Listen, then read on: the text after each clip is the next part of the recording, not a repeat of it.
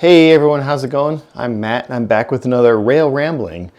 Today I'm going to continue this kind of beginner discussion series that I started in the last video, talking about some of the first steps in model railroading. It'll be a light conversation, kind of off the cuff. Really what I want to do with these series of videos is get some good information out there for those who are looking to get into the hobby, maybe haven't made any purchases yet and trying to figure out where to go and where to spend your money and that kind of thing. If you're interested in any of these videos or topics, there'll be a playlist. It'll be kind of a beginner series playlist. I can't remember what I was going to call it, but it should be below here or actually off this direction somewhere maybe. Just look in the playlist section of my channel and you'll find it. So today what I wanted to talk about was scale. Last video was, what's the first purchase you should make in the hobby? And I said, get some books, get a magazine subscription. There's great, good information in those things, kind of let you know whether or not this hobby is maybe something you want to pursue. Your next big step, I think, at that point is to decide which scale you're going to work in. That's going to sort of set up kind of everything moving forward when you choose a scale. And I'll talk about a little bit what I mean by that here in a second, but there are a bunch of different scales out there, and I would recommend if you're just getting into the hobby for the very first time, you focus on one of two scales, either HO or N. There is O scale. If you're big into Lionel trains, you like that sort of classic toy train kind of aesthetic, go with O scale. But otherwise, if you're into the more, what I'm going to say is traditional model railroading, HO and N are going to be really your best choices. The other scales are great as well, but they're kind of more for people who have maybe been in the hobby for a little while and have a very particular direction they want to go with it. But HO and N, excellent scales. So let's talk about them. First, let's talk about HO. HO scale is, I think for a lot of people, going to be a great choice because it is one of the most popular scale by far. And with popularity comes things like ready availability of a lot of different types of rolling stock and locomotives and building kits and all sorts of things that can be a little tricky sometimes to find in the hobby, especially if you have very particular tastes. Generally, if it's something that you're interested in, you'll find it in HO scale, whether new or like on eBay, on the used market, or at train shows or that kind of thing. HO scale has the advantage of being a good size without being too large.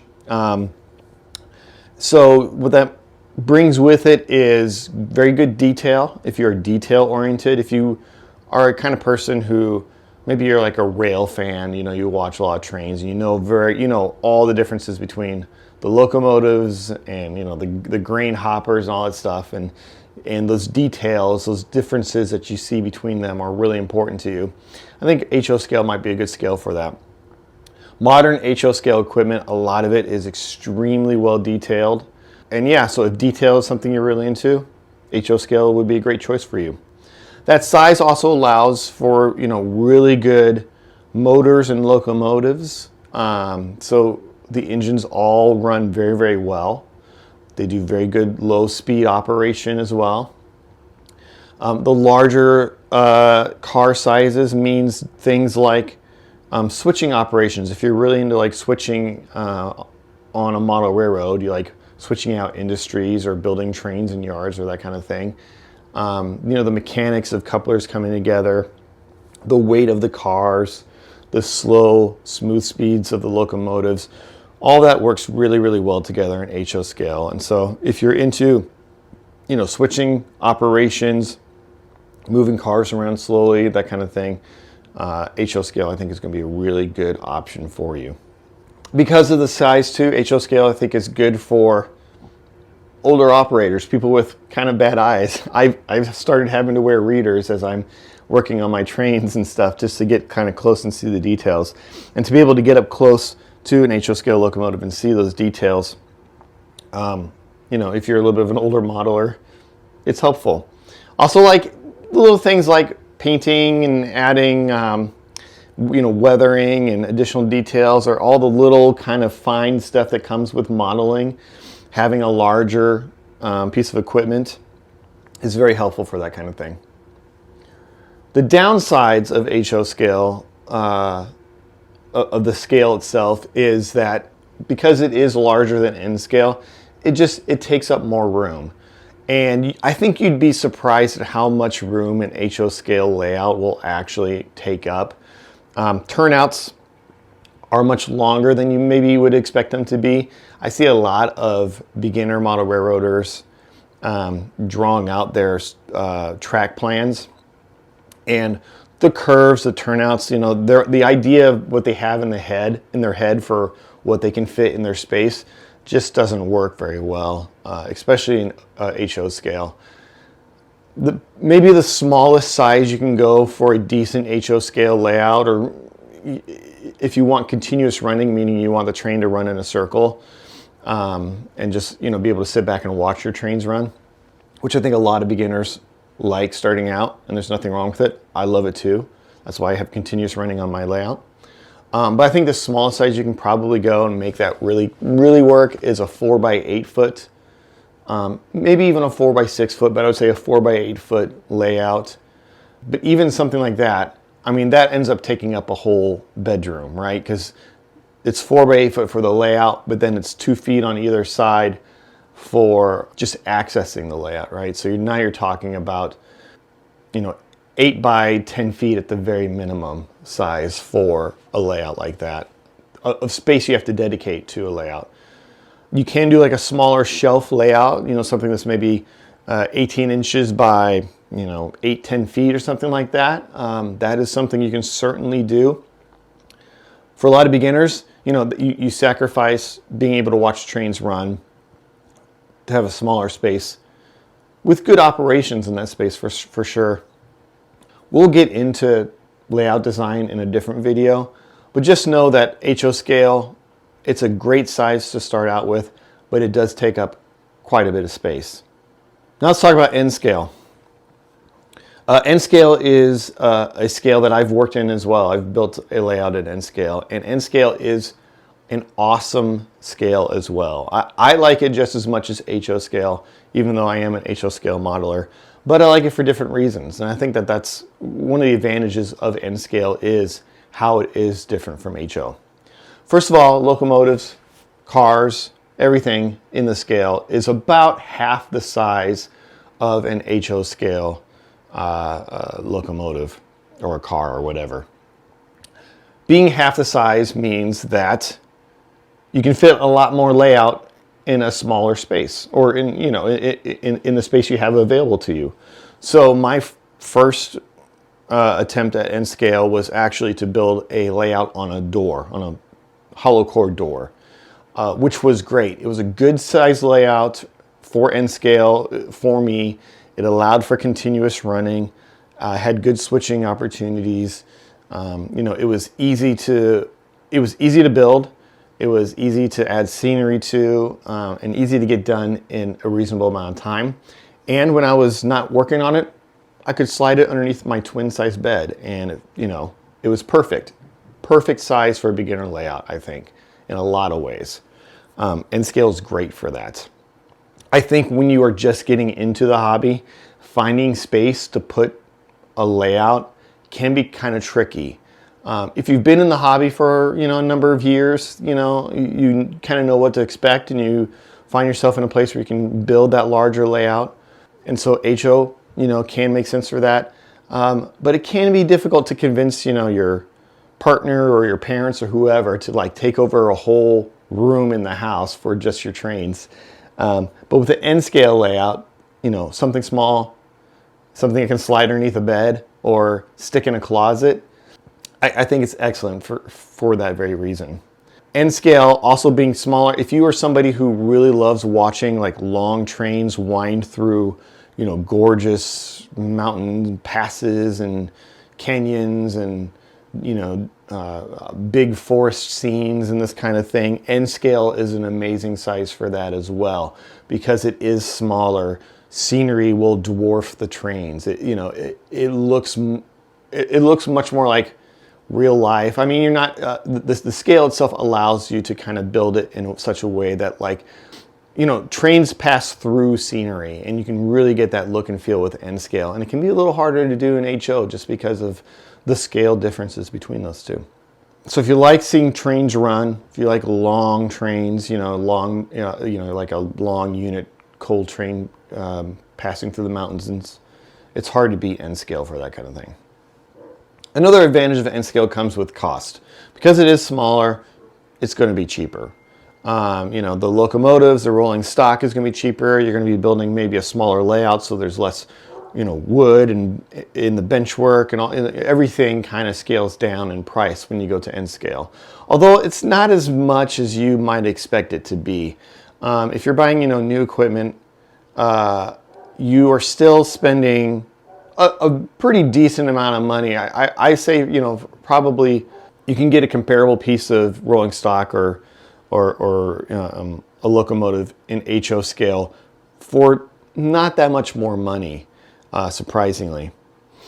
Additionally, you still have to buy, a power pack or DCC controller, all that kind of stuff as well. So you're not saving a ton of money there. You're still needing to buy scenery materials and stuff, so you're not saving a ton of money there.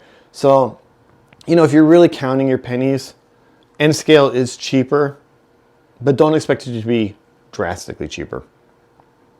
All the downsides of N scale really come down to the size. And that is because they are smaller, you're talking less detail. Although you'd be surprised at how detailed a lot of this modern N scale equipment and locomotives and that kind of thing can really be. They can look very, very good. The smaller size means, the couplers are larger, they're out of scale. The rail that the trains run on is larger and out of scale. So if scale accuracy is really important to you, N scale might not be the scale for you. The smaller size, although a lot of the N scale locomotives do come sound equipped, that smaller size means that those are smaller speakers. The resonating box within the locomotive itself is not super great, so the sound quality is not going to be super great there. Motors are going to be a little touchier, so slow speed operation and switching and stuff won't be quite as nice. The lighter cars means, coupling and uncoupling from trains and that kind of thing is not going to be as smooth and as nice. So if you're really into like operations and switching cars around, N scale, not going to be quite as nice as of an experience as HO scale when it comes to that kind of thing.